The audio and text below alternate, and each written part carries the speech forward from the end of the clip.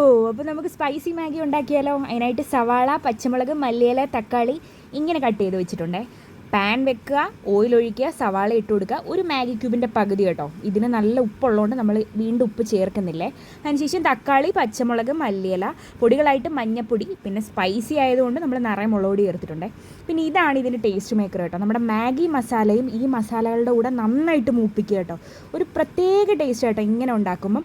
Direct നമ്മൾ വെള്ളത്തിലിടാതെ ഇങ്ങനെ മൂപ്പിച്ചിട്ടൊന്ന് ഉണ്ടാക്കി നോക്കുക കേട്ടോ. അതിനുശേഷം വെള്ളം ഒഴിക്കുക, മാഗി ഇടുക, ഡാർക്ക് സോയ ഇട്ടിട്ടുണ്ട്, തക്കാളി സോസ് ഇട്ടിട്ടുണ്ട്, ചില്ലി സോസ് ഇട്ടിട്ടുണ്ട്.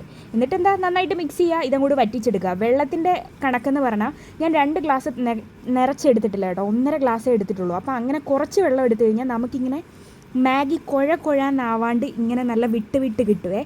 അതെല്ലാവരും ഒന്ന് ശ്രദ്ധിച്ചേക്കണേ. അതിനുശേഷം ആ സെയിം പാനിൽ തന്നെ മുട്ട പൊട്ടിച്ചൊഴിച്ച് ബുൾസൈ അടിച്ചിട്ടുണ്ട്. അതിനുശേഷം അതിങ്ങോട്ട് വെച്ചിട്ട് ആ മഞ്ഞയെ പൊട്ടിച്ചൊന്ന് ഒഴുകാൻ അനുവദിക്കുക. ആ ഒഴുക്കങ്ങോട്ട് തീർന്നു കഴിഞ്ഞാൽ ഇതുപോലെ ചുറ്റിച്ചങ്ങോട്ട് എടുത്ത് കഴിച്ചാലുണ്ടല്ലോ കിടിലൻ ടേസ്റ്റാണ്. എല്ലാവരും ഒന്ന് ട്രൈ ചെയ്ത് നോക്കുക കേട്ടോ.